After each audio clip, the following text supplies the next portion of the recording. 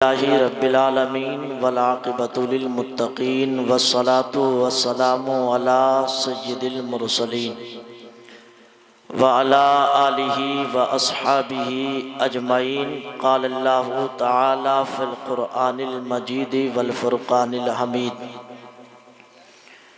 یا ایہا الناس اتقوا ربکم الذی خلقکم من نفس واحدہ۔ سبحان اللہ۔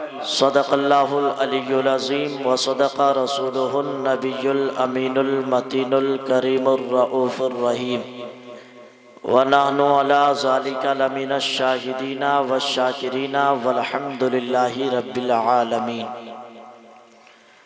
یا خدا بہر جناب مصطفیٰ امداد کن، یا رسول اللہ از بہر خدا امداد کن۔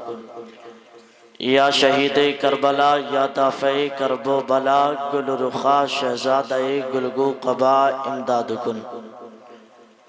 قادری یمنارہ یا غوث اعظم میزنم، دمز شیخ احمد رضا خان قطب عالم میزنم۔ قادری یمنارہ یا غوث اعظم میزنم، دمز شیخ مفتی اعظم قطب عالم میزنم۔ تیری سرکار میں لاتا ہے رضا اس کو شفیع جو میرا غوث ہے اور لاڈلا بیٹا تیرا۔ تمام تعریف خالق دو جہاں کے لیے جو ہار ہے، جو رحمان ہے، رحیم ہے۔ قیامت کے دن کا بے تاج بادشاہ ہے، جس کی ہم عبادت کرتے ہیں، جس سے مدد طلب کرتے ہیں اور دعا کرتے ہیں مولا تعالی ہم سب کو راہ راست پر چلنے والا بنائے، آمین۔ اس راستے پر ہم سب کو گامزن فرما دے جس راستے پر لوگ چلے تو اللہ کا انعام و اکرام پایا۔ مولا اس راہ سے ہم سب کو بچائے جس راستے پہ لوگ چل کر بد دین اور بد مذہب گمراہ ہو گئے۔ لائق مبارکباد صاحب خانہ جنہوں نے اپنی شادی کے اس حسین اور پربہار موقع پر نبی کی اس مبارک محفل کو سجایا اور رچایا، اللہ پاک اپنے نبی کے صدقے سے اس محفل پاک کو قبول فرمائے اور مولا اپنے نبی کے صدقے سے اس شادی میں بے پناہ برکت رحمت وسعت عطا فرمائے۔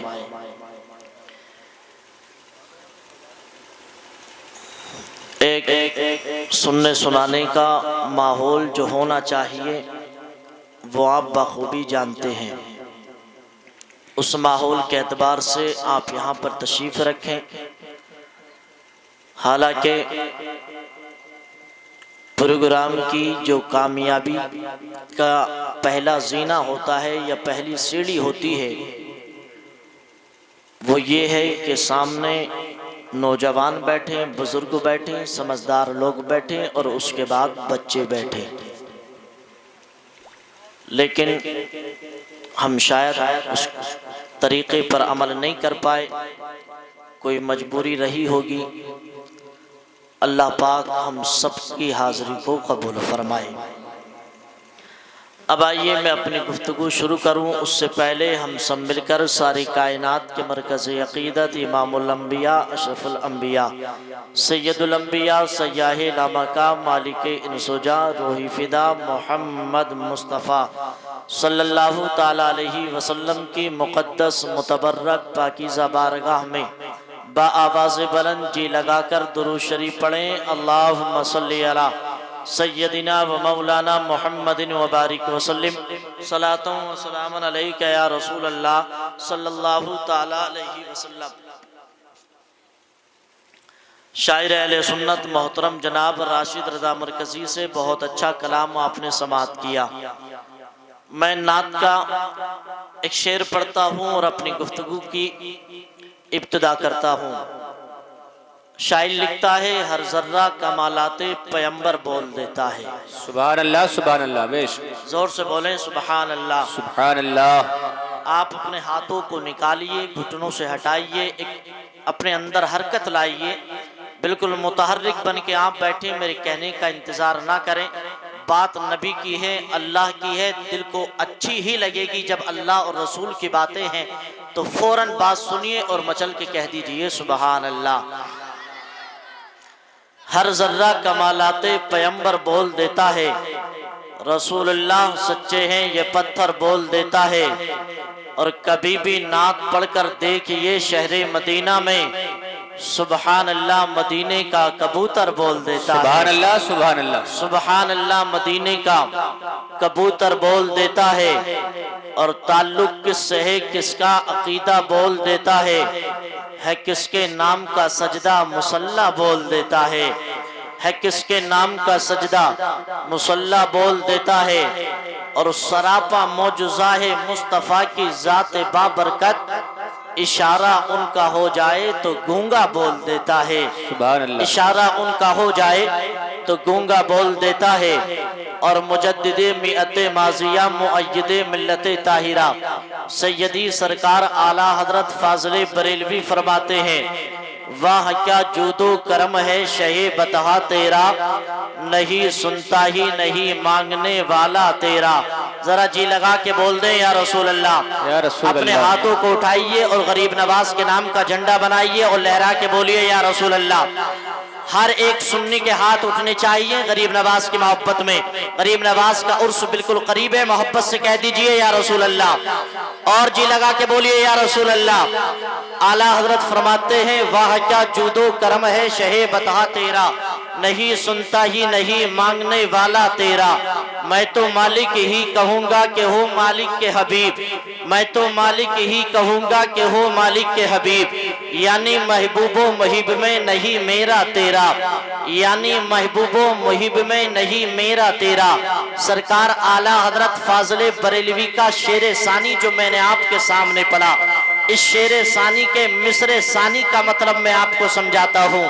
سرکار اعلیٰ حضرت فاضل بریلوی فرماتے ہیں، او لوگو اللہ پاک نے ہمارے نبی کو بہت ساری شانیں عطا فرمائی ہیں، بہت ساری عظمتیں عطا فرمائی ہیں، لیکن ان عظمتوں میں سے یہ بھی ایک بہت بڑی عظمت ہے کہ اللہ نے ہمارے نبی کو با اختیار بنا کر کے پیدا فرمایا ہے، سبحان اللہ، مالک و مختار بنا کر کے پیدا فرمایا ہے۔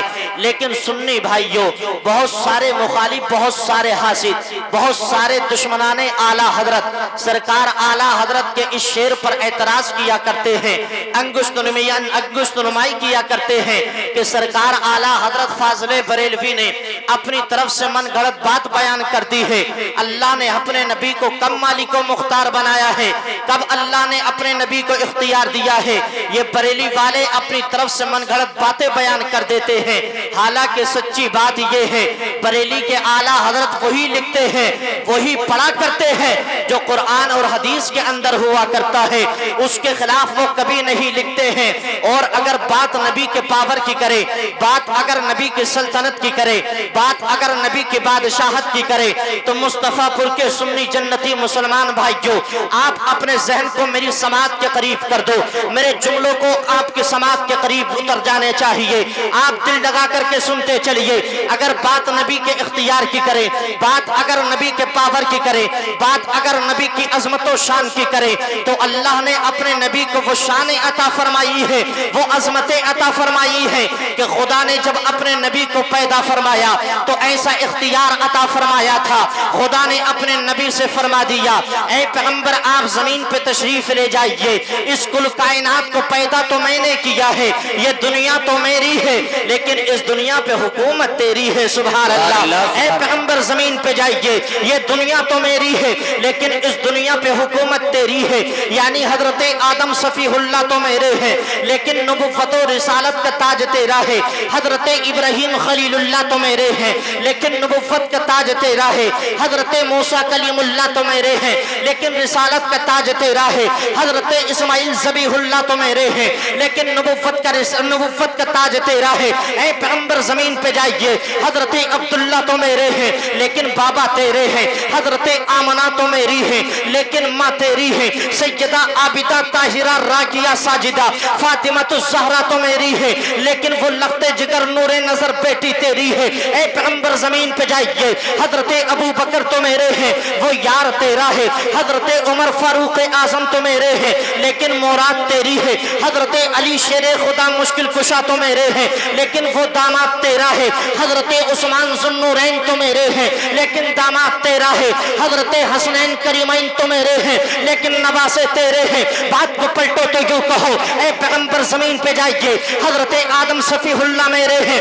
لیکن نبوت تیری ہے، حضرت شیس میرے ہیں لیکن رسالت تیری ہے، حضرت ابراہیم خلیل اللہ، حضرت موسیٰ کلیم اللہ، حضرت اسماعیل ذبیح اللہ تو میرے ہیں لیکن نبوت و رسالت کا مقدس تاج تیرا ہے، حضرت ابو بکر تو میرے ہیں لیکن صداقت تیری ہے، حضرت عثمان تو میرے ہیں لیکن سخاوت تیری ہے، حضرت علی تو میرے ہیں لیکن شجاعت تیری ہے، حضرت حسین تو میرے ہیں لیکن امامت تیری ہے، حضرت حسن تو میرے ہیں لیکن شہادت تیری ہے، سید الاولیاء امام الاولیاء قطب ربانی شیخ لاسانی سیدنا شیخ عبد القادر جیلانی تو میرے ہیں لیکن غوثیت کا تاج تیرا ہے، ہندوستان کے راجہ خواجہ مہاراجہ غریب نواز معین الدین چشتی اجمیری بہشتی سنجری تو میرے ہیں لیکن غریب نوازیت کا تاج تیرا ہے، دلی کے تاجدار محبوب الہی نظام الدین اولیاء تو میرے ہیں لیکن محبت کی چادر تیری ہے، کلیر کے شہنشاہ صابر پاک کلیری تو میرے ہیں لیکن صبر کا تحفہ تیرا ہے۔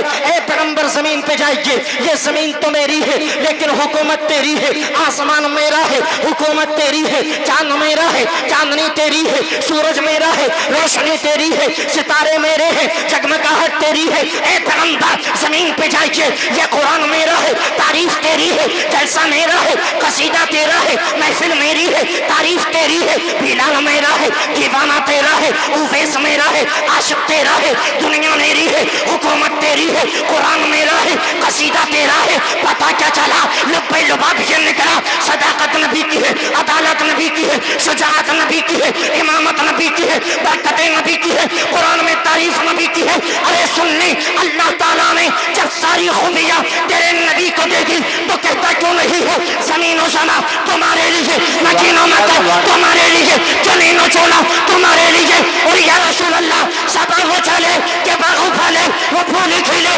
کہ دن ہو بالے لیوا کے تلے سنا میں کھولے رضا کی زبان تمہارے لیے۔ سبحان اللہ، نعرہ تکبیر، نعرہ رسالت، نعرہ غوثیت، مسلک اعلیٰ حضرت، جشن شادی حضرت علامہ مفتی ارشاد رضا منظری، نعرہ تکبیر، نعرہ رسالت، سبحان اللہ سبحان اللہ، محبت سے کہہ دیجئے سبحان اللہ سبحان اللہ۔ اللہ پاک نے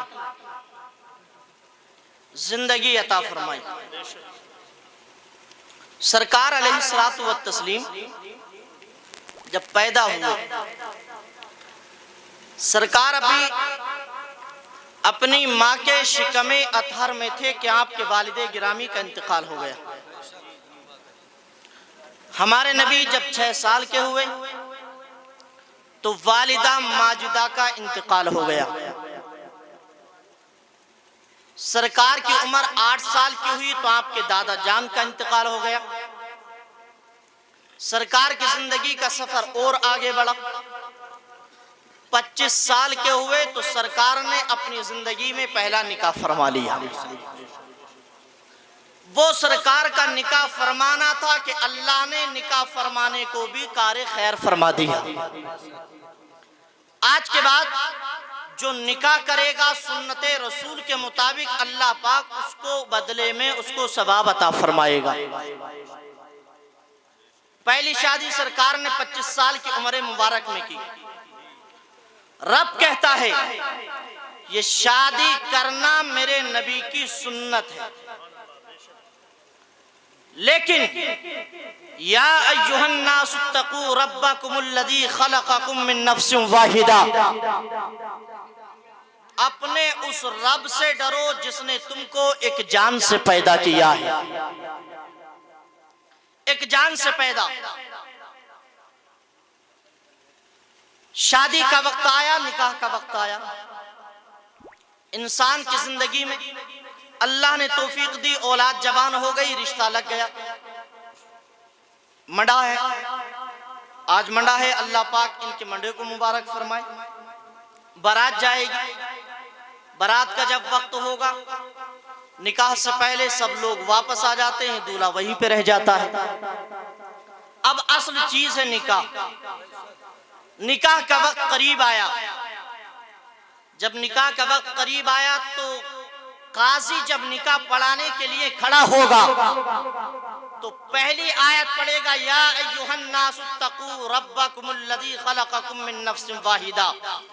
پہلی آیت. جی اے لوگوں، نکاح میں بیٹھنے والوں، اے نکاح کرانے والے میرے بھائی، اپنے اس رب سے ڈر جس نے تجھے ایک جان سے پیدا کیا. بے شک. قرآن کی بے شمار آیتیں ہیں، پورا قرآن مبارک ہے. جو آیت نکاح میں پڑھ دی جاتی ہے، اللہ اس کا صدقہ عطا فرماتا، اس کی برکتوں سے مالا مال کر دیتا. لیکن علماء نے اس آیت مبارک کا انتخاب کیا. یہ آیت پڑھی جاتی ہے، اے شادی کرنے والے اپنے اس رب سے ڈر. سوال یہ پیدا ہوتا ہے، دولہے کی شادی ہو رہی ہے، خوشی کا موقع ہے، فرحت و شادمانی کا موقع ہے، اس کو ڈرانے کی تلقین کیوں کی جا رہی ہے؟ خوف خدا کی باتیں اس کو وہاں پر کیوں بتائی جا رہی ہے؟ شادی کے موقع پر رب کی خشیت کی باتیں کیوں بتائی جا رہی ہے؟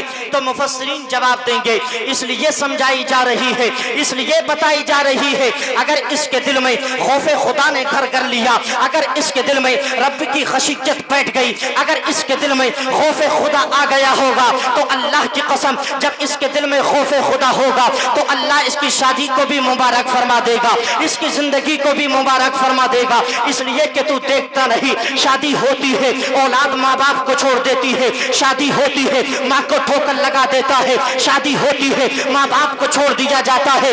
اس لیے قاضی نکاح پڑھانے والا یہ تلقین کرتا رہتا ہے، اتقوا ربکم الذی خلقکم من نفس واحدہ. او میرے بھائی، تیرا نکاح تو ہو رہا ہے لیکن شریعت کو نہ بھول جانا، اپنے خدا کے خوف کو نہ بھول جانا. شادی تو ہو جائے گی، تیرا نکاح تو ہو جائے گا، سنت رسول تو ادا ہو جائے گی، لیکن شادی کے بعد بھی اپنے رب سے ڈرتے رہنا، اپنے رب کے خوف سے ڈرتے رہنا. اس لیے کہ اگر بندہ رب سے ڈرتا ہے، اگر بندے کے دل میں خدا کا خوف ہوتا ہے تو وہ شادی کے بعد ماں باپ کو گالی نہیں دے گا، بھائی بہن کو گالی نہیں دے گا، وہ اپنی بیوی پر زیادتی نہیں کرے گا، وہ اپنی بیوی کو ستائے گا نہیں، وہ سسرال والوں کو ستائے گا نہیں، وہ پڑوسیوں کو ستائے گا نہیں، وہ بیواؤں کو ستائے گا نہیں. قاضی بار بار پڑھ کر کے کہتا ہے، یا ایھا الذین آمنوا اتقوا اللہ وقولوا قولا سدیدا. اور بندے اپنے رب سے ڈرتے رہنا. یا ایھا الذین آمنوا اتقوا اللہ حق تقاتہ. اور بندے اپنے رب سے ڈرتے رہنا، اپنے رب کا خوف رکھتے رہنا. اب اگر بندے کے دل میں تینوں آیتوں کا مفہوم نکل کر کے اس کے دل میں خوف خدا آ جائے، رب کی خشیت آ جائے اور اللہ پاک توفیق دے تو وہ گناہوں سے باز آ جائے.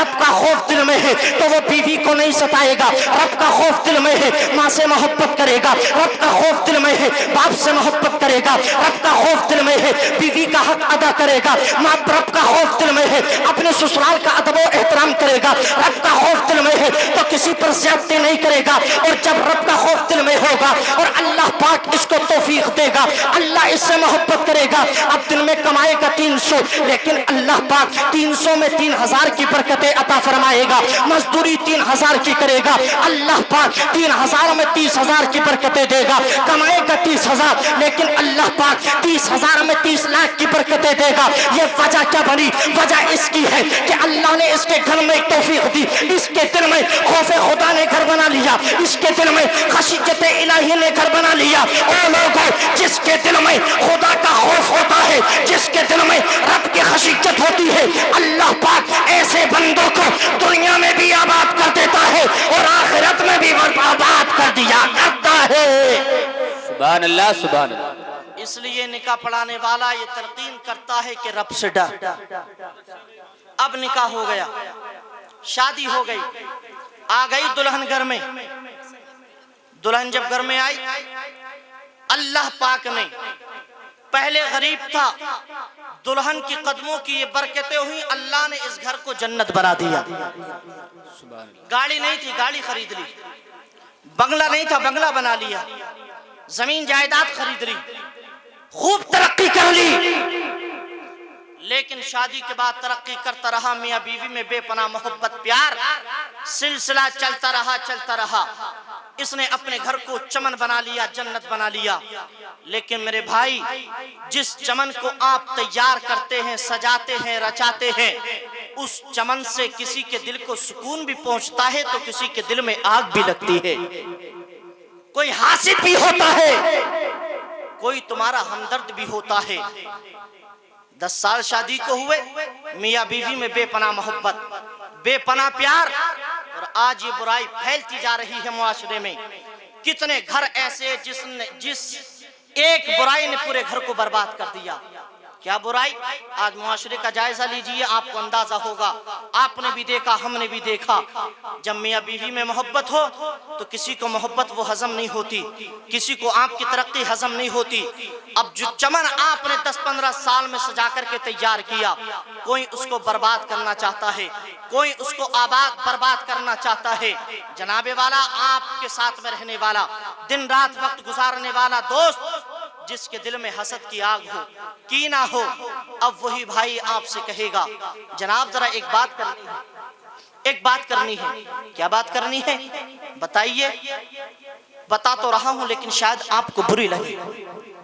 बता दूंगा लेकिन शायद आप नाराज हो जाओगे। दोस्त ने कहा, भाई मैं कैसे नाराज हो जाऊंगा, तुम मेरा इतना करीबी दोस्त है, मेरा साथी है, रंजो अलम में काम आता है, मैं तेरी बात को बुरा नहीं मानूंगा। तो दोस्त ने कहा, भाई बात ये है, मैंने आज दिन में देखा तुम्हारी बीवी फोन पे हंस हंस कर के बातें कर रही थी, मुझे ऐसा लगता है शायद तुम्हारी बीवी का किसी दूसरे से राब्ता चल रहा है, ताल्लुक चल रहा है।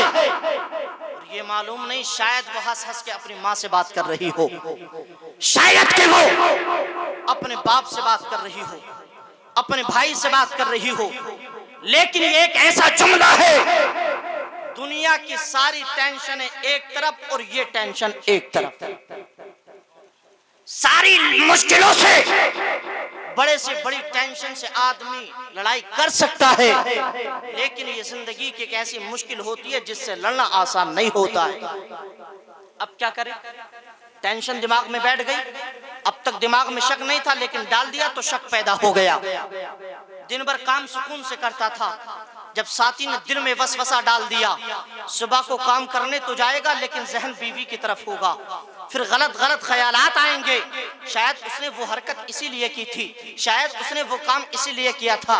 गाड़ी चलाएगा, दिमाग घर पे होगा, रास्ते में जाएगा, एक्सीडेंट हो जाएगा, लेने के देने पड़ जाएंगे। पूरे दिन काम करने की जगह आधे दिन काम करेगा, नुकसान उठाता चला जाएगा, बर्बादी की तरफ चलता चला जाएगा। लेकिन मेरे सुन्नी भाई, जब कोई तुम्हारे दिलों में ऐसा वसवसा डाल दे, तुम्हारे दिलों में जब कोई ऐसे वसवसे डालने की कोशिश करे, तुम्हारे चमन को बर्बाद करने की कोशिश करे, तब हमारे लिए हल क्या है, हमें करना क्या है? तो मेरा रब का कुरान कहता है, लक़द काना लकुम फी रसूलिल्लाहि उस्वतुन हसना। ओ लोगो, नबी की जिंदगी तुम्हारे लिए बेहतरीन नमूने अमल है। तुम्हें कब क्या करना है, नबी की जिंदगी का मुताला कर लो, सीरत मुस्तफा का मुताला कर लो। तुम्हें कब कौन सी मुश्किलों पर कैसे काम करना है, अपने नबी की जिंदगी को पढ़ लो। कसम रब्बे काबा की, जो सीरत मुस्तफा के मुताबिक अपनी जिंदगी के मसाइल का हल करेगा, अल्लाह पाक उसको दुनिया में भी इज्जत अता फरमाएगा और आखिरत में भी उसको सुरखरुइयां अता फरमाएगा। लेकिन सीरत मुस्तफा में ये टॉपिक कहाँ मिलेगा? कहाँ है ये टॉपिक? तो मैं आपको बताऊं, ये तोहमत बाजी आज की बात नहीं, ये बातें नबी के दौर से चलती आ रही हैं।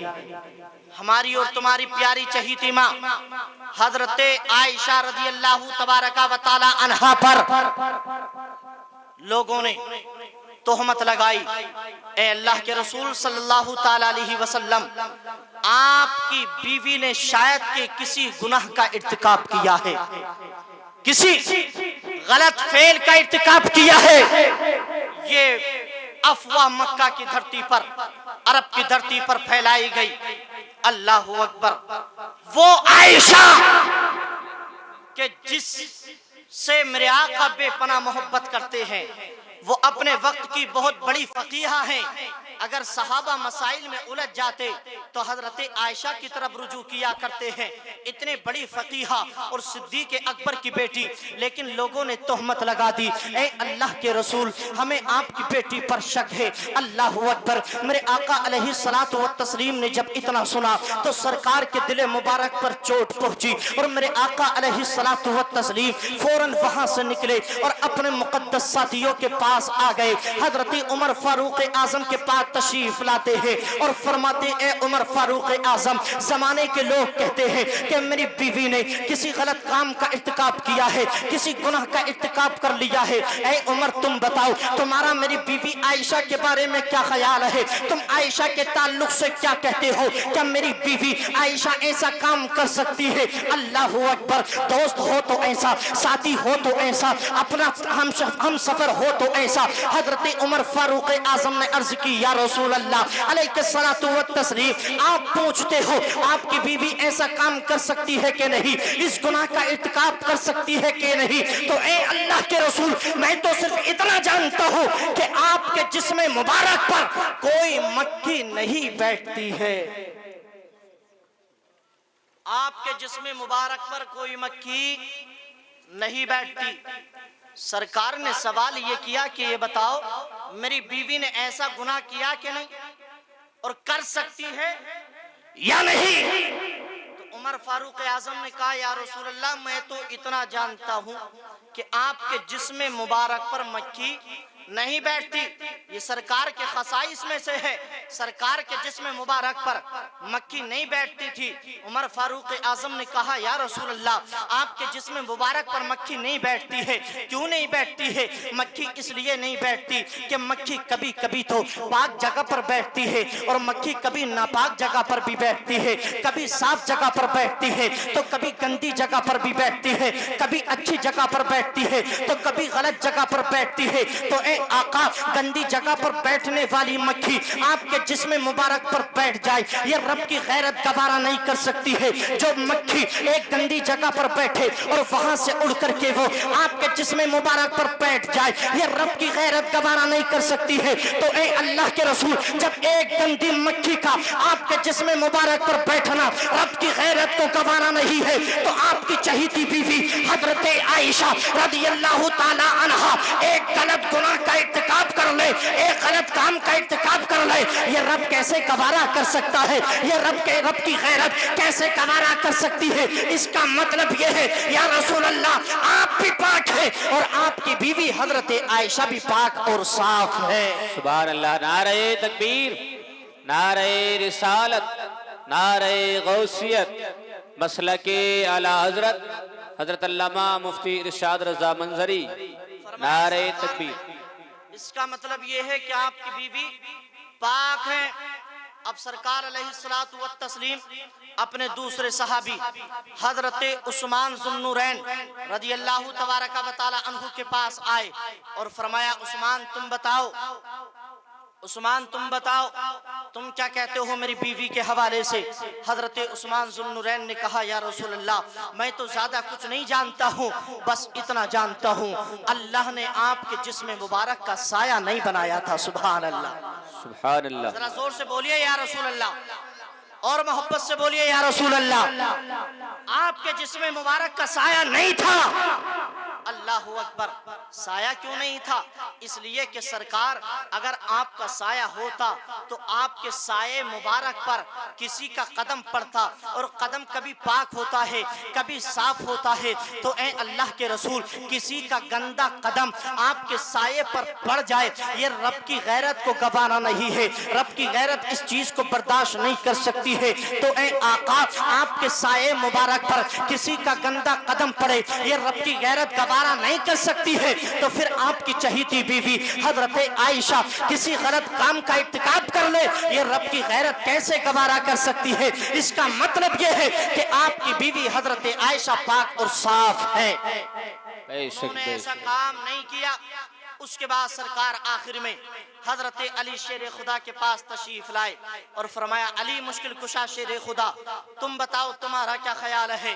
حضرت علی شیر خدا نے کہا یا رسول اللہ علیہ الصلوۃ والتسلیم میں کیا بتاؤں، میں تو اتنا جانتا ہوں آقا، میں تو اتنا جانتا ہوں کہ آپ ایک دن راستے سے گزر رہے تھے اور آپ کے نالین مبارک پر ایک گندگی لگ گئی تھی تو اللہ پاک نے حضرت جبرائیل کو بھیجا تھا، جبرائیل آسمان سے زمین پر آئے اور آ کر کے عرض کی تھی یا رسول اللہ آپ کے نالین مبارک پر کچھ گندگی لگ گئی ہے، کچھ نجاست لگ گئی ہے، آپ اپنی نالین مبارک کو اتار دے، ایک گندی نالین آپ کے قدم مبارک میں رہے، یہ رب کی غیرت گوارا نہیں کر سکتی ہے۔ اے سرکار علیہ الصلوۃ والتسلیم آپ کے قدموں سے لگنے والی نالین سے کوئی گندگی لگ جائے یہ رب کی غیرت گوارا نہیں کر سکتی ہے، تو آپ کی چہیتی بیوی حضرت عائشہ کوئی غلط کام کر لے یہ رب کی غیرت کیسے گوارا کر سکتی ہے؟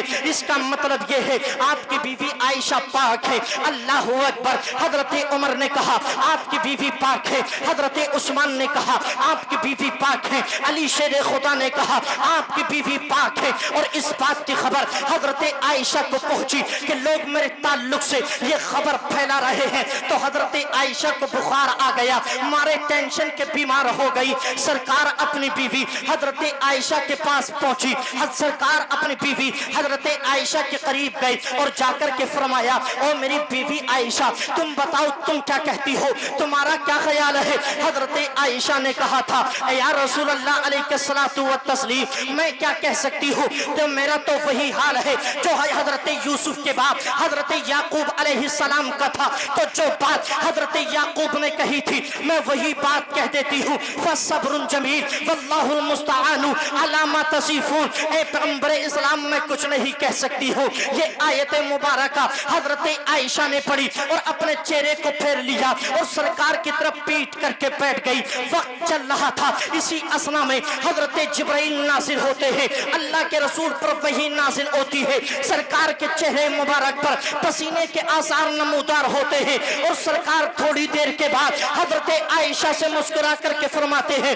او میری بیوی عائشہ مبارک ہو، او عائشہ مبارک ہو، او عائشہ مبارک ہو۔ زمانے والوں نے کہا عائشہ نے غلط کیا ہے، دنیا والوں نے کہا عائشہ نے غلط کیا ہے، لیکن ساتھیوں نے کہا عائشہ نے نہیں کیا، عائشہ پاک ہے، عائشہ پاک ہے، عائشہ پاک ہے۔ او میری بیوی اللہ پاک نے تیری پاکی کا اعلان قرآن کے اندر کر دیا ہے، اپنے قرآن کے اندر کر دیا ہے۔ اللہ پاک نے درجنوں آیتیں تیری شان میں نازل کر کے یہ ثابت کر دیا ہے او لوگوں میرے نبی کی بیوی عائشہ پاک ہے، وہ پاک دامن ہے، اور میں تو یوں کہتا ہوں کہ حضرت عائشہ اتنی پاک ہے، اتنی پاک ہے کہ جو عورت ان کے دامن سے جڑ جاتی ہے اللہ پاک اس عورت کو بھی پاک اور صاف بنا دیا کرتا ہے۔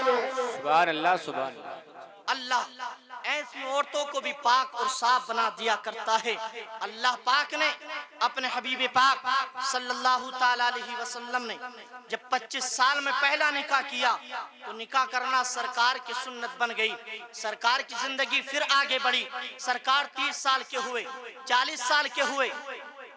جب سرکار 40 سال کے ہوئے مکہ میں کسی کو نہیں معلوم محمد ابن عبداللہ کون ہے، کیا یہ اللہ کے رسول ہیں، کیا اللہ نے انہیں نبوت دی ہے، کوئی نہیں جانتا ہے، اور نہ سرکار کا کوئی مخالف ہے۔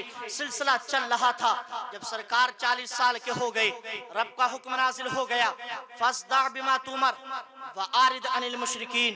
اے نبی جس کام کے لیے بھیجا گیا اب اس کام کو اعلانیہ طور پر شروع کر دو، کھلم کھلا شروع کر دیجئے۔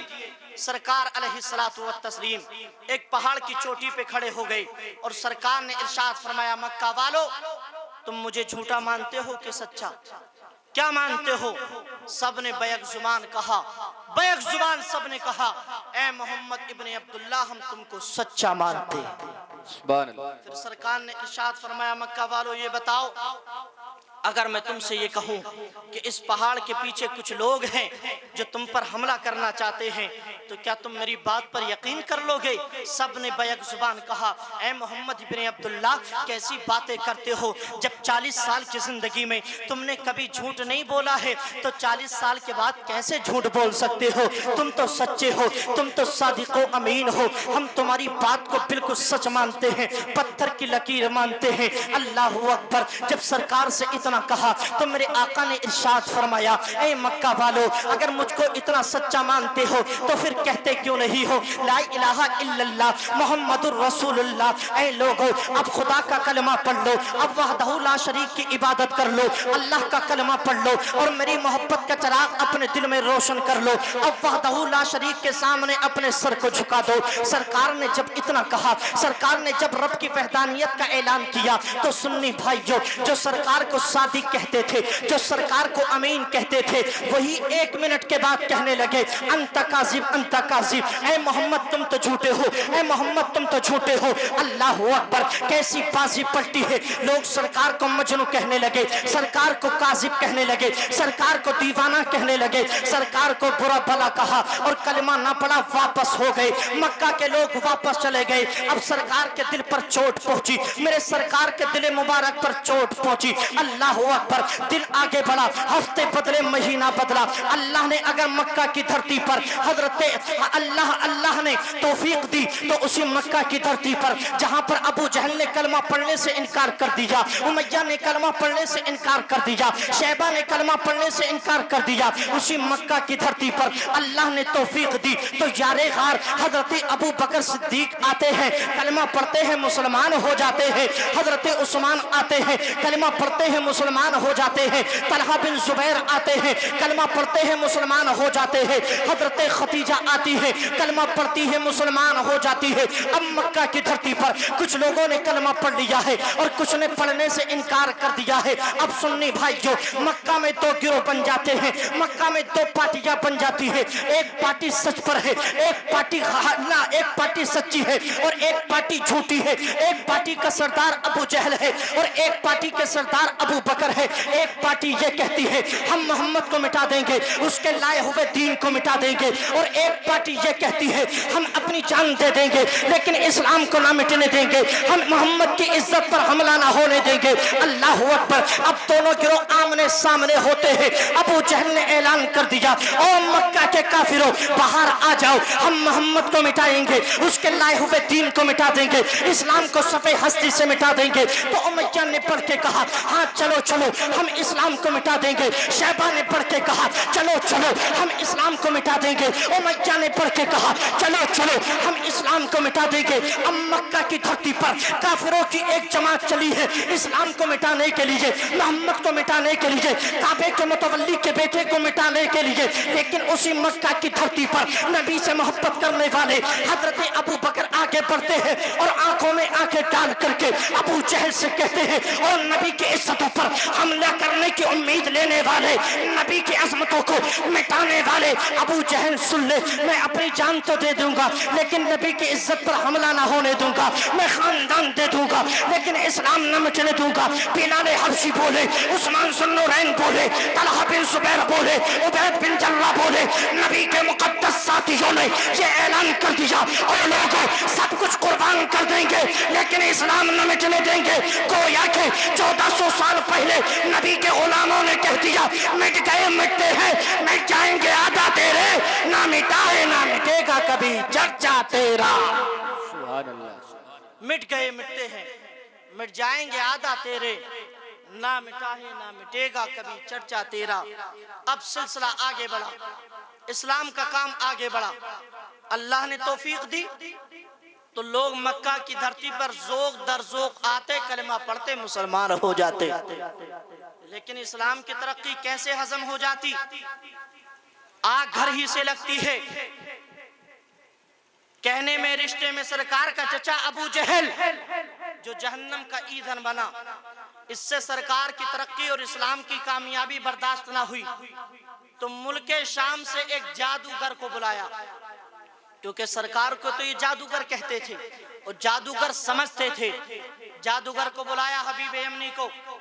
حبیب یمنی آ گئے, سرکار کے دربار میں بیٹھے, ساتھ میں چند لوگ ہیں. میرے سرکار کو خبر پہنچی کوئی جادوگر آیا ہے جو ہمارا امتحان لینا چاہتا ہے. اللہ اکبر. سرکار نے ابو بکر سے کہا ابو بکر چلو چلتے ہیں دیکھتے ہیں کون آیا ہے. سرکار آگے بڑھے, سینہ تان کر کے حبیب یمنی بیٹھے تھے, لیکن جب سرکار کو دیکھا تو سرکار کے زلفوں کے قیدی بن گئے. سبحان اللہ, قیدی بن گئے. میرے سرکار نے فرمایا حبیب یمنی بولو کیوں آئے, کس وجہ سے آئے؟ حبیب یمنی نے کہا اے محمد ابن عبداللہ تم جانتے ہو جو نبی ہوتا ہے وہ معجزہ لے کر کے آتا ہے. معجزہ کیا ہوتا ہے؟ معجزہ نبی ایسا کوئی کام کر دے جو ہماری عقل کے خلاف ہو, خلاف معمول ہو, جو بندے کی سمجھ میں نہ آئے. اگر نبی کر دے تو اس کو معجزہ کہتے ہیں, اور اللہ کا ولی کر دے تو اسی کو کرامت کہتے ہیں. اے نبی آپ جانتے ہیں جو نبی ہوتا ہے وہ معجزہ لے کر کے آتا ہے. میرے سرکار نے ارشاد فرمایا حبیب یمنی کیسی باتیں کرتے ہو, جو نبی ہوتا ہے معجزہ لے کر کے آتا ہے. ارے ماذا ترید, بے شک وہ دوسرے نبی تھے, وہ حضرت ابراہیم تھے, وہ حضرت موسیٰ تھے, وہ حضرت اسماعیل تھے, وہ حضرت لوط و زکریا تھے جنہیں اللہ پاک نے معجزہ دے کر کے بھیجا تھا. وہ حضرت آدم تھے جنہیں اللہ نے معجزہ دیا تھا. وہ حضرت موسیٰ تھے جنہیں اللہ نے معجزہ دیا تھا. وہ حضرت لوط تھے جنہیں اللہ نے معجزہ دیا تھا. اے حبیب یمنی وہ دیگر انبیاء تھے جنہیں اللہ نے معجزہ دیا تھا. تیرے پیغمبر کو ایک معجزہ نہیں دیا, 10 معجزے نہیں دیے, کوئی ایک محدود معجزے نہیں دیے ہیں, بلکہ اللہ پاک نے تیرے پیغمبر کو سراپا معجزہ بنا کر کے پیدا فرما دیا ہے. سراپا معجزہ. تو بول تیری چاہت کیا ہے, ماذا ترید, تو کیا چاہتا ہے. جادوگر تھا, کہنے لگا سرکار اگر اجازت ہو تو آپ اپنے سر کو آسمان کی طرف اٹھائیے. اللہ اکبر. سرکار نے اٹھایا, آسمان کی طرف دیکھا, کہنے لگا دیکھیے آسمان کے اوپر ایک چاند ہے. کیا ہے؟ زور سے بولو, چاند. سرکار نے جب اس چاند کو دیکھا تو کہنے لگا حضور یہ جو چاند نظر آ رہا ہے اگر آپ سچے نبی ہیں تو اس چاند کے 2 ٹکڑے کر دیجئے. اللہ اکبر. کہاں چاند, کہاں زمین, کہاں وہ اس کی دوری, کہاں زمین. آپ نیچے بیٹھے ہیں, آپ سے میں کہوں آپ وہیں سے بیٹھے بیٹھے اس بلب کی روشنی کو انگلی کے اشارے سے بند کر دو, آپ نہیں کر سکتے ہو. حد تو یہ ہے اگر میں آپ سے کہوں آپ ایک مکھی کے پر کو توڑ دو اشارے سے, آپ نہیں توڑ سکتے. مچھر کے پر کو توڑ دو, نہیں توڑ سکتے. کیوں؟ کیونکہ ہم لاچار ہیں, ہم بے بس ہیں. الا ماشاء اللہ, ہمارے اندر وہ طاقت کہاں کہ اشاروں سے ہم یہ کام کر دیں. لیکن اللہ اکبر, اس مکہ کی مقدس دھرتی پر جب حبیب یمنی نے کہا تھا اے پیغمبر اسلام اگر تم سچے نبی ہو, اگر اللہ نے واقعی تمہیں نبوت عطا کی ہے تو اپنی انگلی کے اشارے سے آسمان کے چاند کے 2 ٹکڑے کر دیجئے. آسمان حیرت میں تھا, زمین پریشان تھی, کیا واقعی اللہ کے رسول زمین پر بیٹھے بیٹھے آسمانوں پر حکومت کر دیں گے؟ کیا واقعی اللہ کے رسول اشارہ کر کے چاند کے 2 ٹکڑے کر دیں گے؟ علامہ عبدالحق محدث دہلوی فرماتے ہیں جب سرکار سے اتنا کہا گیا تو میرے سرکار نے اپنے دست مبارک کو اٹھایا, اپنے ہاتھوں کو اٹھانا شروع کیا, اور جیسے جیسے سرکار کا ہاتھ اٹھ رہا تھا ویسے ویسے آسمان کا چاند حرکت میں آ رہا تھا. سرکار اپنے ہاتھ کو اٹھاتے ادھر چاند حرکت میں آتا, ادھر سرکار ہاتھوں کو چلاتے ادھر چاند حرکت میں آ جاتا. ایک وقت وہ بھی آیا, سرکار نے انگلی کا اشارہ یوں کیا اور چاند کی طرف اشارہ کرتے ہوئے کہا او چاند 2 ٹکڑوں میں بڑھ جا, او چاند 2 ٹکڑوں میں بڑھ جا. قسم رب کعبہ کی, مکہ کی دھرتی پر آمنہ کے بیٹے نے, عبداللہ کے دلارے نے جب اتنا کہا چاند 2 ٹکڑوں میں ہو جا, اتنا اشارہ کرنا تھا, اللہ پاک نے اپنے نبی کے اشارے سے آسمان کے چاند کے 2 ٹکڑوں میں کر دیا ہے. آسمان کے چاند کے 2 ٹکڑے ہو گئے ہیں, جس کی ترجمانی مجدد میت ماضیہ معجد ملت طاہرہ سرکار اعلیٰ حضرت اپنی محبت کی زبانوں میں کرتے ہیں. سورج الٹے, پاؤں پلٹے, چاند اشارے سے ہو جا انت نجدی, دیکھ لے قدرت رسول اللہ کی. اللہ اکبر. سرکار نے اشارہ کیا, चांद के दो टुकड़े हो गए। ये नबी का इख्तियार है कि जमीन पे रहते तो आसमान के चांदों पर हुकूमत किया करते। और जरा ये सोचिए सुन्नियों, जब सरकार अलैहिस्सलातु व तस्लीम की एक अंगुश्ते मुबारक की ताकत इतनी है तो सरकार के सरापा की ताकत का आलम क्या होगा। बेशक बेशक। अल्लाहु अकबर। अब सरकार ने कहा कलमा पढ़ो मुसलमान हो जाओ। तो इसने कहा हुजूर मैं अभी कलमा पढ़ने वाला नहीं हूँ, मेरी एक शर्त है, आप साहिब औलाद हैं, अल्लाह ने आपको औलाद दी। बेशक औलाद माँ बाप के दिल के बहुत करीब होती है, माँ बाप को सभी से मोहब्बत होती है, लेकिन माँ बाप के दुख दर्द को अगर कोई ज्यादा समझती है तो वो बेटी समझती है। लेकिन अगर बेटी ही की तबीयत खराब हो जाए, बेटी ही की जिंदगी बर्बाद हो जाए तो बाप को नींद कैसे आ जाएगी। बाप चैन की नींद से जमीन पर कैसे सो जाएगा, बिस्तर पर कैसे लेट जाएगा। अगर बेटी को बुखार आ जाए तो बाप की नींदें उड़ जाती है, बाप का होश खराब हो जाता है। लेकिन अल्लाहु अकबर, हबीब यमनी से जब मेरे सरकार ने कहा हबीब कलमा पढ़ लो मुसलमान हो जाओ, तो कहा हुजूर अभी कलमा नहीं पढ़ूंगा, एक शर्त है मेरी। शर्त क्या थी मेरे सुन्नी भाइयों, सुनेंगे आपका दिल तड़पेगा। इसकी एक बेटी थी, बेटी जिसको अरबी जुबान में सतीहा कहते हैं, वला यदाहा वला ईनान वला रिजलान। एक ऐसी बेटी जो हाथों से काम ना कर सकती हो, जिसके पैर ना हो, जिसकी आंखें ना हो। बेटी के पैर में कांटा चुभ जाए तो बाप को नींद ना आए, लेकिन जिस बाप की बेटी हाथों से ही बेकार हो, पैरों ही से बेकार हो, आंखों से देख ना सकती हो, उस बाप को नींद कैसे आ जाएगी। जब सरकार ने हबीब यमनी के सामने चांद के दो टुकड़े कर दिए और इसकी बेटी थी जो आंखों से देख नहीं सकती थी, पैरों से चल नहीं सकती थी, हाथों से काम नहीं कर सकती थी, तो हबीब यमनी के दिल ने कहा ओ हबीब यमनी तेरी बेटी जिंदगी से बर्बाद हो चुकी है। हबीब यमनी इससे बेहतर मौका और नहीं हो सकता है, अपने दिल की बात रख दे, अपने दिल की बात रख दे। इसलिए कि जो पैगंबर जमीन पे बैठे बैठे आसमान के चांद के दो टुकड़े कर सकता है, वो पैगंबर तेरी बीमार बेटी को ठीक भी कर सकता है,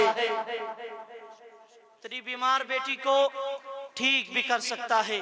अल्लाहु अकबर। सरकार से अर्ज की या रसूल अल्लाह अभी कलमा नहीं पढ़ूंगा, एक शर्त है। सरकार ने फरमाया बोलो क्या शर्त है। कहने लगा हुजूर शर्त ये है। वो शर्त क्या है ये भी आप खुद ही बताएंगे, मैं नहीं बताऊंगा। वो शर्त क्या है? जो शर्त मेरे दिल में है आप दिल की तख्ती पर पढ़ के बताइए वो क्या है, और जो है उसे पूरा भी कर दीजिए। अल्लाहु अकबर।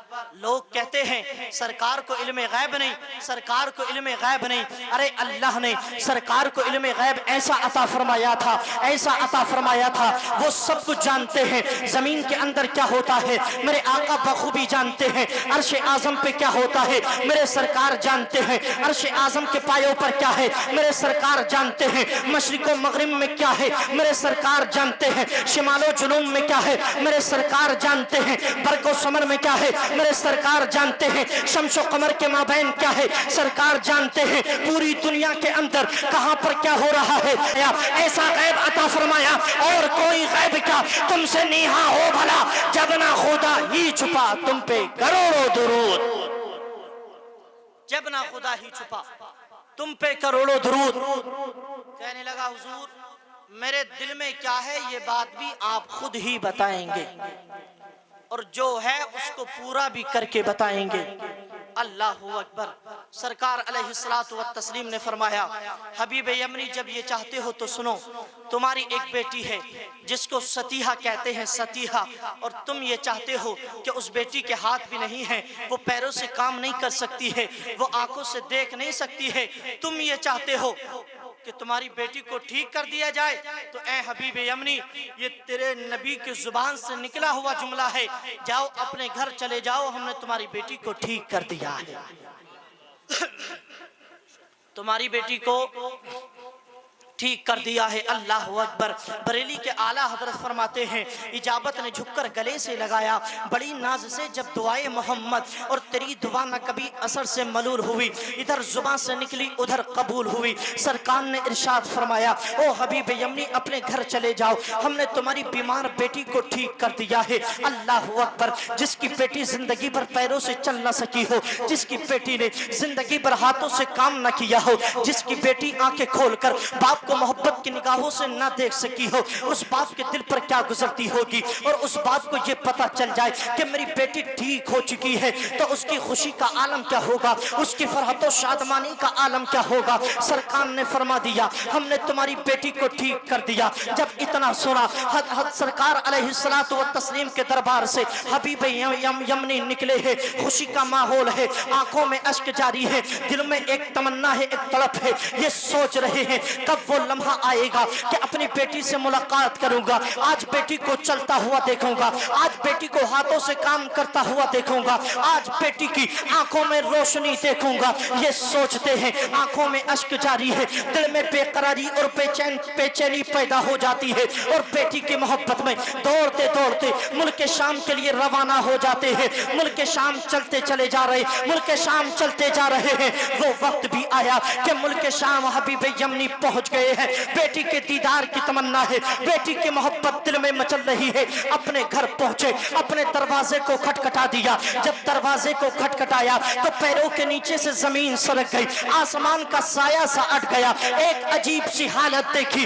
آج سے پہلے جب دروازہ کھٹکھٹایا تھا تو باپ نے دروازہ کھولا تھا، بھائی نے دروازہ کھولا تھا، بیوی نے دروازہ کھولا تھا، بہن نے دروازہ کھولا تھا، لیکن آج جب دروازہ کھولا ہے تو نہ تو بیٹا ہے، نہ تو بہن ہے، نہ تو بھائی ہے، نہ تو باپ ہے، بلکہ وہ بیٹی جو زندگی بھر کام نہ کر سکی ہو، وہ بیٹی جو زندگی بھر چل نہ سکی تھی، وہ بیٹی جو زندگی بھر دیکھ نہ سکی تھی، آج وہ بیٹی باپ کے لیے دروازہ کھولتی ہوئی نظر آ رہی ہے۔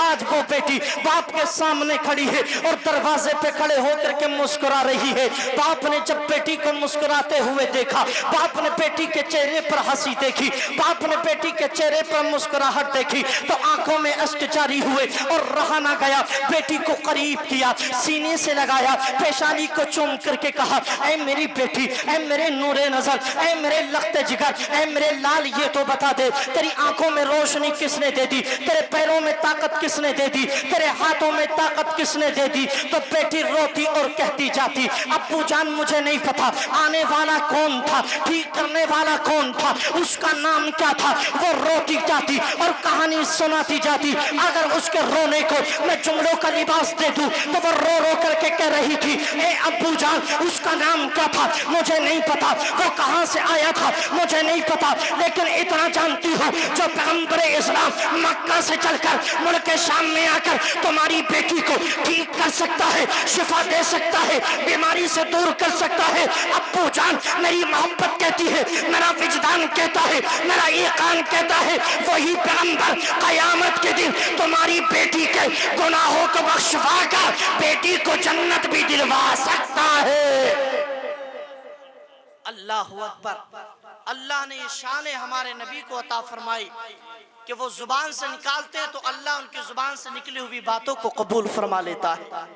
سرکار علیہ الصلوۃ والتسلیم کی زندگی کا یہ وقت 63 سال کی مختصر سی زندگی سرکار علیہ الصلوۃ والتسلیم کی، لیکن سنی بھائیوں نکاح کرنا سرکار کی سنت، اور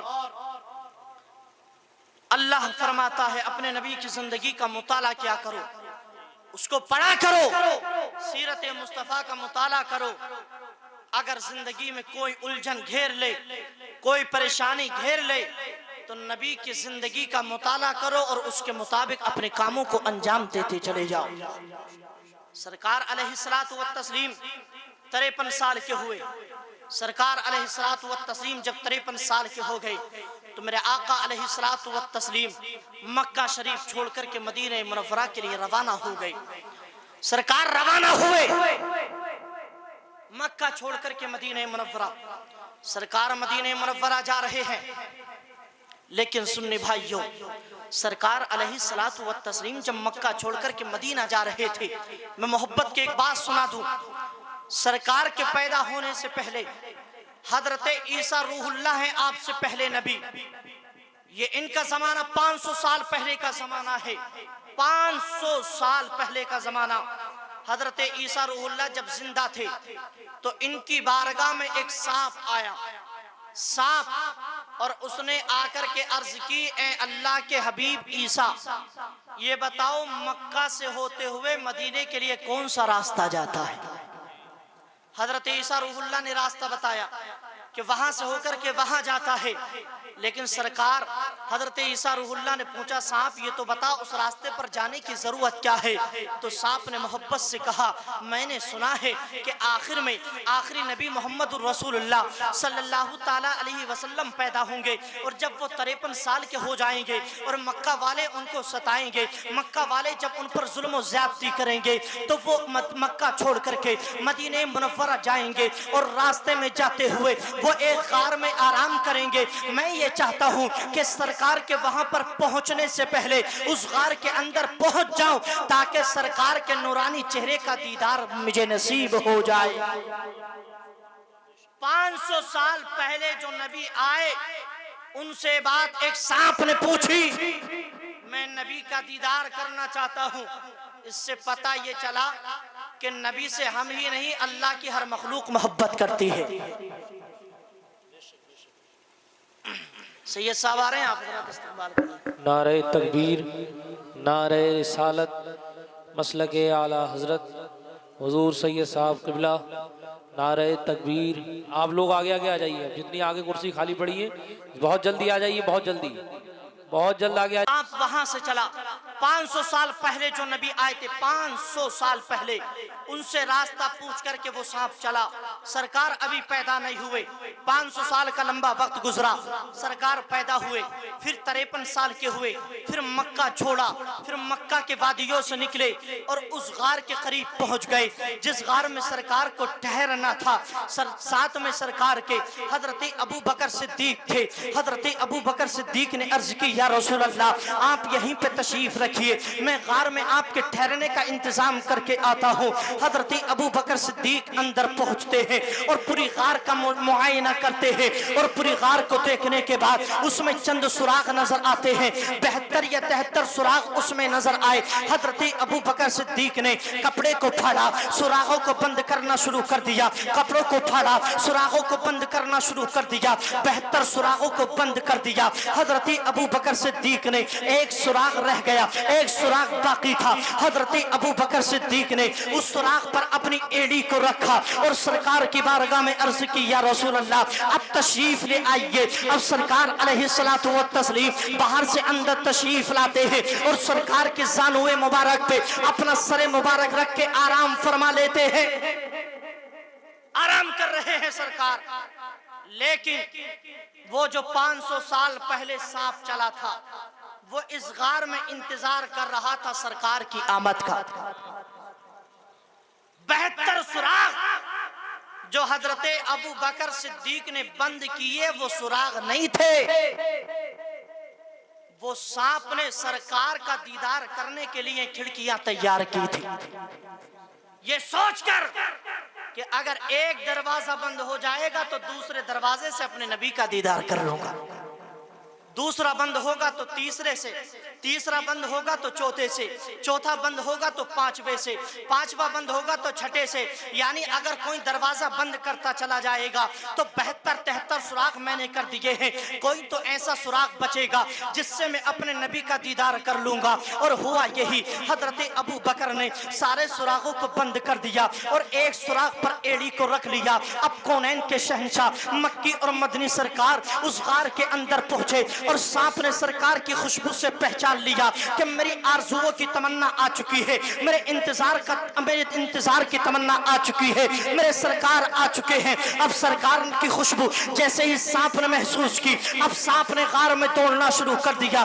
سانپ پوری غار کا چکر لگا رہا ہے لیکن دروازے بند ہے، دروازوں کو کسی نے بند کر دیا ہے، کھڑکیوں کو بند کر دیا ہے. اب سرکار کا دیدار کیسے ہو، اب سرکار کا دیدار کس طرح کرے؟ سانپ گھومتا رہا रोता गिड़गिड़ाता रहा, अपने अंदाज में बेकरार और बेचैन रहा। 500 साल का इंतजार बेकार हो गया, 500 साल का इंतजार खराब हो गया। लेकिन सांप ने देखा एक सुराख के अंदर किसी के पैर की एड़ी रखी है। सांप ने जमीन के अंदर से अपनी पुश्त उस एड़ी पर मारना शुरू कर दी। एड़ी मारता रहा, लेकिन हजरत अबू बकर सिद्दीक ने अपनी एड़ी को ना हटाया, ये सोचकर अगर मैं एड़ी को हटाऊंगा तो मेरे मुस्तफा की नींद में खलल पड़ जाएगा। मेरे मुस्तफा सो रहे हैं, मेरे सरकार आराम कर रहे हैं, ये सोच करके हजरत अबू बकर अपनी एड़ी को नहीं हटाते हैं। इधर भी मोहब्बत है, उधर भी मोहब्बत है, जमीन के ऊपर भी आशिक है, जमीन के नीचे भी आशिक है। सांप जब बेचैनो बेकरार हुआ और बर्दाश्त जवाब हो गई तो हजरत अबू बकर सिद्दीक की एड़ी में सांप ने काट लिया। एक बार काटा, अबू बकर ने एड़ी को नहीं हटाया, 2 बार काटा, एड़ी को नहीं हटाया, मुतअद्दिद मर्तबा जब एड़ी में काट लिया सांप ने और जहर पूरे बदन में फैल गया तो हजरत अबू बकर की बर्दाश्त जवाब दे गई और आंखों से आंसू निकला और मुस्तफा के रुखसार पर गिर पड़ा। मेरे सरकार के चेहरे मुबारक पर जैसे ही वो आंसू गिरा, मेरे सरकार बेदार हुए। पूछा अबू बकर क्यों रोते हो? सरकार अबू बकर ने अपनी एड़ी को हटाया और अर्ज की, या रसूल अल्लाह, इस सांप ने मुझे काट लिया है, इस सांप ने मुझे डस लिया है, इसकी तकलीफ मुझे सता रही है। अल्लाह अकबर। जैसे ही एड़ी को हटाया है सांप लहराता हुआ निकला है और मुस्तफा का चक्कर लगाना शुरू कर दिया। कभी सरकार के आगे आता है, कभी सरकार के पीछे आता है, कभी सरकार के दाएं जाता है, कभी सरकार के बाएं जाता है, चक्कर लगाता रहा। मेरे सरकार ने फरमाया, ओ सांप, तूने मेरे यार के क्यों काट लिया है? सांप ने अपनी जुबान में कहा, ए अल्लाह के रसूल, मोहब्बत ये करते हैं तो मोहब्बत मैं भी करता हूँ, प्यार अगर ये करते हैं तो प्यार मैं भी करता हूँ, अगर ये तुमसे लगन रखते हैं तो मैं भी तुमसे लगन रखता हूँ, अगर ये तुम्हारा दीदार करना चाहते हैं मैं भी तुम्हारा दीदार करना चाहता हूँ। ए अल्लाह के रसूल, तुम्हारा दीदार करने के लिए मैंने इनकी एड़ी में काटा था, जो तुम सजा देना चाहो मुझे सजा दे सकते हो, मुझे इसका जुर्माना दे सकते हो। ए अल्लाह के रसूल, जो इसके बदले में तुम सजा देना चाहो, आप मेरे आका हो, आप मेरे मौला हो, आप नबी हो, आप मालिक व मुख्तार हो, जो सजा देना चाहो दे दो। लेकिन मोहब्बत में काटा है, प्यार में काटा है, इश्क में काटा है। जब सांप ने इतना कहा तो मेरे सरकार ने अपने लुआबे दहन को लगाया और अबू बकर की सिद्दीक की एड़ी पर लगा दिया और अबू बकर की तकलीफ को दूर कर दिया और जमाने वालों को ये तकलीफ, जमाने वालों को ये दर्द से मोहब्बत दे दिया। और लोगों, सांप भी मोहब्बत करता है, अबू बकर भी मोहब्बत करता है, और जो हमसे मोहब्बत करता है अल्लाह पाक फरीक़ैन को दुनिया में भी इज्जत अता फरमाता है और आखिरत में भी उसको इज्जत अता फरमाएगा। एक लुआबे दहन लगाया और अबू बकर के सारी बीमारी को दूर कर दिया। इसीलिए तो आला हजरत कहते हैं, मालिके कौनैन है ये, पास कुछ रखते नहीं, 2 जहां की नेमतें हैं इनके खाली हाथ में। बस मेरी तकरीर खत्म। लेकिन एक बात बताइए, आला हजरत कहते हैं मालिके कौनैन है ये, पास कुछ रखते नहीं, ये क्या बात है? मालिके कौनैन भी है और पास कुछ रखते भी नहीं, ये कैसे मालिक? मालिके कौनैन है, पास कुछ रखते नहीं। तो मालिक तो वो होता है जो पास रखता है। इनके घर तो चूल्हों में आग नहीं जलती, बेटी के घर महीनों तक फाका होता है, खुद कई दिनों तक नहीं खाते हैं। तो मालिके कौनैन भी है और पास भी कुछ नहीं रखते। ये क्या बात आला हजरत ने कह दी? ये कैसे मालिक है हमारे नबी? मालिके कौनैन है, पास कुछ रखते नहीं। तो सुन्नियों, एक मोटी सी मिसाल मैं आपको दे दूं। बहुत पैसे के आप मालिक हैं, बहुत पैसा है आपके पास, लेकिन जेब में नहीं है, बैंक में। जेब में नहीं, बैंक में है, अकाउंट में है।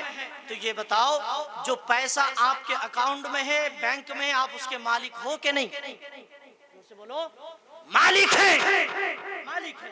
جو ہماری بینکوں میں ہمارا پیسہ موجود ہے ہم اس کے بھی مالک ہیں، وہ ہماری ملکیت میں ہے۔ اعلیٰ حضرت فرماتے ہیں مالک کونین ہیں یہ، پاس کچھ رکھتے نہیں، دو جہاں کی نعمتیں ہیں ان کے خالی ہاتھ میں۔ او لوگوں یہ تمہاری اسٹیٹ اور بینک اور بڑودا بینک ہے، لیکن اللہ کے رسول کی یہ چھوٹی موٹی بینک نہیں ہے، بلکہ اللہ پاک نے پوری دنیا کو نبی کی بینک بنا دیا ہے۔ اللہ پاک نے پوری دنیا کو نبی کی بینک بنا دیا ہے، اور جہاں پر بھی جو ہے اب سب کچھ نبی کا ہے۔ جو کچھ کھاؤ گے نبی کا صدقہ ہے، جو کچھ پیو گے نبی کا صدقہ ہے، جو کچھ ملے گا نبی کا صدقہ ہے۔ بس یہ کہہ کر کے گزر جاتا ہوں مالک کونین ہے یہ، پاس کچھ رکھتے نہیں، دو جہاں کی نعمتیں ہیں ان کے خالی ہاتھ میں، ان کے خالی ہاتھ میں۔ اور آسمان خان، زمین خان، زمانہ مہمان، صاحب خانہ لقب کس کا ہے؟ تیرا۔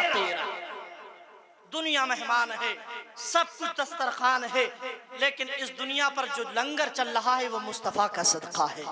اللہ پاک ہم سب کو نبی کا صدقہ عطا فرمائے، نبی کی سچی محبت عطا فرمائے، اپنے حبیب کے صدقے سے مولا اس شادی میں بے پناہ برکت رحمت عطا فرمائے۔ مولا اپنے نبی کے صدقے سے جن بھائی کی شادی ہو رہی ہے ان کو خوشحال زندگی عطا فرمائے۔ پاک پروردگار عالم ان کو آنے والی تمام پریشانیوں سے دور فرمائے، مولا ان کو صراط مستقیم کا پابند بنائے۔ دن ہے تو رات بھی ہوگی، بادل ہے تو برسات بھی ہوگی، زندہ رہے تو پھر کبھی ملاقات بھی ہوگی۔ میں مر جاؤں تے پیغام میرے یار لکھ دینا، میرے سینے پہ نام احمد مختار لکھ دینا۔ گر بگانا ہو وہاں بھی نجدی منکر دی کو تو دروازے پہ بس امام احمد رضا کا نام لکھ دینا۔